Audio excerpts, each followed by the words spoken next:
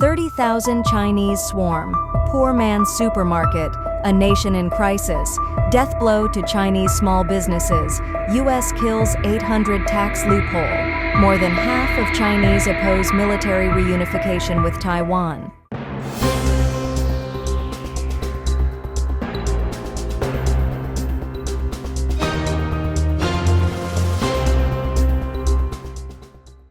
"30,000 Chinese swarm, poor man's supermarket, a nation in crisis." As China's economy plunges deeper into recession, desperation is spilling into the streets, household finances are stretched to the breaking point, and consumer spending has collapsed. During this year's May Day holiday, countless Chinese citizens abandoned travel plans, not out of choice, but necessity. Meanwhile, scenes of chaos unfolded at Aldi, the German discount chain now dubbed the supermarket of the poor, as tens of thousands swarmed its stores in a fierce scramble for cheap goods. On May 2nd, the topic 30,000 people emptied Aldi shelves on May Day exploded across Chinese social media. This wasn't just a viral moment, it was a stark reflection of a nation in financial freefall. After 6 slow years of testing the waters in Shanghai, Aldi made a daring leap on April 19th, opening 2 new stores in Wuxi and Suzhou. It was met with panic buying. On opening day, crowd control was enforced before noon, and shelves were stripped bare by afternoon. More than 2 weeks later, the frenzy hadn't died down. Long lines, overflowing carts, and emptied shelves painted a picture of economic despair. Driven by rock-bottom prices, 3.9 yuan sanitary pads, 8.9 yuan milk, 9.9 yuan liquor, Aldi has become a lifeline for millions struggling to get by. Since arriving in China in 2019, the chain has evolved from novelty to necessity, especially for Shanghai's overworked and underpaid working class. With over 60 stores, Aldi isn't just a supermarket anymore, it's a symbol of survival. A widely shared article by WeChat account Jinquodao declared Aldi a haven for the financially broken, praising its aggressive supply chain and low-cost strategy. With 95% of fresh products sourced directly from local farms, the company undercuts competitors with speed and scale. But this isn't just smart business, it's a lifeline for a society running out of financial oxygen. In Suzhou and Wuxi, tech hubs once buzzing with ambition, engineers, entrepreneurs, and white-collar workers are now united by one instinct: survive. Earn more, rent high, spend less has become the new urban creed. In these cities, Aldi's success isn't about marketing, it's about necessity. On May 3rd, a blogger described Aldi's Wuxi store as a war zone of consumption. By 7:30 a.m., before the doors even opened, the crowd had already broken in. Swiss rolls priced at 9.9 yuan vanished in 37 minutes. Australian beef tendons flew off shelves at 23 packs per minute. It wasn't shopping, it was survival. One 29-year-old accountant in Suzhou tallied up her haul: sanitary pads, milk, and facial cleanser for just 21.7 yuan, less than a single Starbucks coffee in Lujiazui.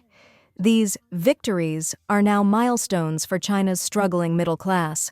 What began as frugal consumerism has morphed into a full-blown survival movement. Aldi's ultra-cheap offerings, 1 yuan spice packets, 3 yuan defective tote bags, near-expiry milk for 5 yuan, are drawing a new kind of shopper, not bargain hunters, but people pushed to the edge. Even middle-class families are no longer spending, they're rationing. Bloggers warn that the Aldi phenomenon isn't a trend, it's a symptom of shrinking paychecks, lost jobs, and a bleak future. It's a mirror to a society quietly descending into economic emergency.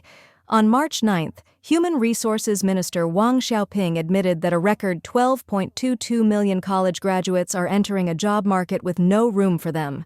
On March 17th, official figures revealed youth unemployment had surged to 16.9%, with urban unemployment climbing to a 2-year high of 5.4%. But independent estimates suggest the true youth jobless rate, including NEETs, could be over 50%. Factories are closing, startups are folding, foreign investment is fleeing. An entire generation is losing faith and losing time. The Aldi stampede is not just about cheap milk or discounted bananas. It is about fear, a fear that tomorrow will be worse than today, that the economy will not recover, that the only thing left to do is line up early, buy whatever's left, and hope it lasts another week. Death blow to Chinese small businesses, U.S. kills $800 tax loophole. The U.S. has officially scrapped the de minimis rule for parcels from China and Hong Kong, a policy that previously allowed goods under $800 to enter duty-free. For countless Chinese small and medium-sized enterprises, SMEs, this is a devastating blow. Once reliant on low-cost, tax-free shipping to reach American consumers, these businesses now face a harsh reality of rising costs, tighter customs enforcement, and shrinking profit margins. What was once a loophole that fueled China's cross-border e-commerce boom is now being shut down. U.S. officials argue the policy was abused to flood the market with underpriced goods and even smuggle illegal materials. Former President Donald Trump labeled the exemption a huge scam, accusing it of undermining American industries and small businesses. The crackdown, starting May 2nd, marks a turning point for global trade dynamics. Chinese SMEs, which built entire supply chains around cheap, direct-to-consumer shipping, are now scrambling to adapt. Many are attempting to switch to sea freight and overseas warehousing, strategies that require high upfront investment and complex operations. For small sellers with limited capital, this shift is simply unaffordable. Industry experts warn that many will be forced to shut down or exit the U.S. market entirely. The ripple effects are being felt across the board. From processing plants and exporters to logistics firms and raw material suppliers, the entire Chinese export ecosystem is being reshaped. The Congressional Research Service notes that China's low-value package exports to the U.S. exploded from $5.3 billion in 2018 to $66 billion in 2023. Now, the collapse of this channel is likely to trigger widespread disruption. Major platforms like Temu and Xi'an, dependent on massive volumes of low-cost packages, have reportedly slashed U.S. marketing budgets, a sign that they're bracing for a sharp slowdown. UPS, which handles much of the shipping, revealed that many of its clients are nearly 100% reliant on Chinese supply and has already announced 20,000 layoffs to cut costs. For many businesses, staying in the U.S. market is no longer viable. Although the Chinese government is racing to set up cross-border e-commerce pilot zones to ease the pressure, analysts say these efforts may fall short. The U.S. is expected to enforce stricter rules on origin tracing, leaving little room for tariff evasion. As existing inventories run dry, the future for China's export-driven SMEs looks increasingly uncertain. While the move may revitalize American manufacturing and retail sectors, Chinese exporters, already burdened by overcapacity, weak domestic demand, and fierce global competition, are facing one more nail in the coffin. What was once a golden era of duty-free e-commerce is now ending, and for many small Chinese businesses, survival just became a lot harder. Poll: more than half of Chinese oppose military reunification with Taiwan. According to the latest joint opinion poll by the Carter Center and Emory University, cited by the South China Morning Post, more than half of Chinese respondents oppose the use of force to reunify Taiwan, a reversal from previous poll results.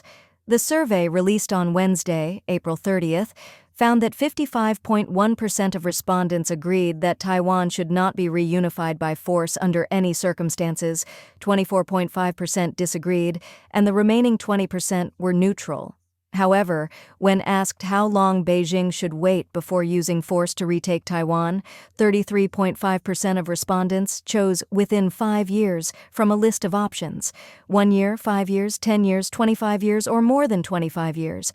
Meanwhile, 18.1% believed military action was unnecessary. In contrast, a poll conducted more than 4 years ago showed that 55% of mainland Chinese supported military reunification with Taiwan. Experts caution that some respondents may have feared government retaliation and therefore withheld their true opinions. Rory Truex, a political scientist at Princeton University, said the results should be interpreted with caution. Nonetheless, for Beijing, the fact that more than half of respondents now oppose the use of force may carry significance. The online survey was conducted in September last year and included 2,211 Chinese participants aged between 18 and 54. Many landlords in Shanghai have already collapsed. Shanghai's once booming landlord class is crumbling under the weight of a brutal property downturn. With both housing prices and rental income nosediving, countless landlords have hit a breaking point. This isn't just about numbers. This is a full-blown crisis, shaking the foundations of family wealth, long-term planning, and psychological resilience. Just needed housing landlords, slashing prices in a desperate survival game. For owners of just-needed homes priced below 5 million yuan, the market has turned into a battlefield. Whether it's an old inner-city flat without school district perks, a suburban relocation property, or a basic commodity house, every listing now faces crushing pressure to sell. Listings are flooding the market. Competition is ruthless. To even get a single viewing, landlords are cutting prices again and again, yet many properties still sit untouched for over a year. The supply-demand balance has flipped. Loosened purchase restrictions did little to revive demand. Cautious buyers are shopping around, laser-focused on cost-effectiveness. Landlords, caught in the spiral, are forced to exchange price for volume just to survive. Second-hand landlords, holding the line, but stuck in stalemate. In contrast, second-hand homeowners in prime areas are taking a defiant stand. They're refusing to slash prices, and some are even raising them, betting on location and scarcity. In rare cases like Panlong Tiandi and Yanlord East Suburb Garden, they've seen price rebounds, but this confidence is on shaky ground. Middle-class buyers are freezing up. The home upgrade chain is breaking down. Transactions are stalling. How long can these landlords hold the line? That depends on policy direction and whether demand can catch up. Second landlords, vanishing middlemen in a collapsed rental market. The second landlords, once dominant in Shanghai's rental scene, are vanishing. Plunging rents and prolonged vacancies have gutted their income. Rents have fallen back to 2019 levels, a far cry from the 2022 peak. Those who bought at high prices now face massive losses. Some early entrants may weather the storm, but many are wiped out. Rumors claim up to 70% have disappeared. Even if exaggerated, it reveals the severity. The rapid rise of rent-guaranteed housing has intensified the collapse, flooding the market and pushing individuals and small agencies out. Landlords' responses: cut losses, downsize, adapt, or wait. Faced with this deep freeze, landlords are scrambling for strategies. Some are selling homes and switching to renting, hoarding cash for safety. Others abandon dreams of upgrading and settle for rent-for-rent swaps to cut costs. Some are downsizing, trading large urban units for smaller or suburban ones to ease financial strain. Each move reflects a different bet on the future. Some believe the real estate golden age is over and rush to exit. Others still hold hope for a rebound. A few are recalibrating their assets in anticipation of long-term change. Big picture, the property winter is deepening and the market is splitting. At the macro level, the fallout from the tariff war and economic slowdown is hitting hard. Property data from cities like Shanghai and Hangzhou show one direction: down. For second-hand homes, oversupply is the main threat. When listings outpace sales, price cuts become the only path. Meanwhile, the rise of new-generation housing, more efficient layouts, higher build quality, is undercutting older listings in the same price band. The future? A sharply divided market. Premium, well-maintained homes may thrive. The rest may become dead weight. Conclusion: only the adaptable will survive this brutal reset. In this freezing market, Shanghai's landlords are showing a wide range of responses. Some bleed to survive, some hold their ground, some pivot fast. No matter the path, clear vision and bold judgment are now survival tools. The game has changed. The era of guaranteed appreciation is over.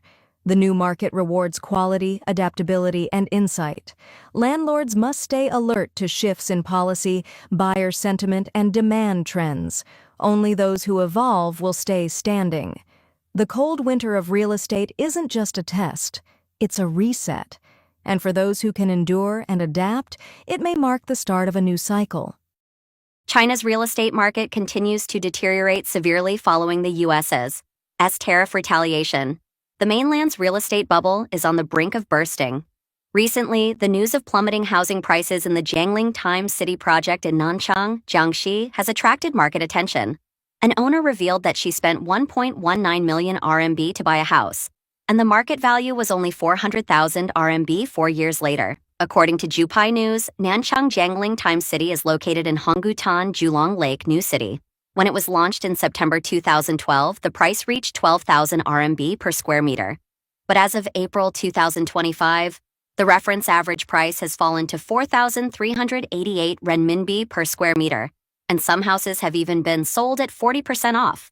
And many old owners feel that they have been stabbed in the back by the developer. On April 17th, the owner, Ms. Wang, said that their family purchased a 3-bedroom and 2-living-room unit in the community in 2022 for a total of 1.19 million RMB, but they didn't expect it to be worth only 400,000 RMB recently. The remaining mortgage is 700,000 RMB. Even if I can sell it now, I have to spend another 300,000 RMB.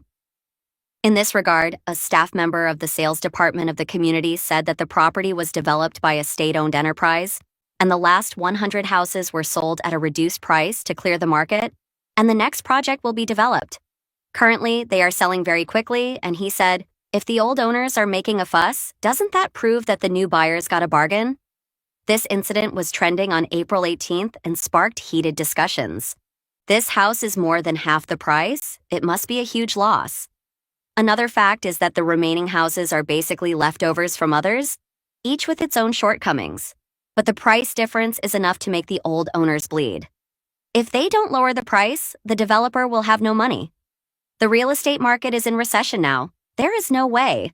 The general environment of the real estate market has been like this in recent years.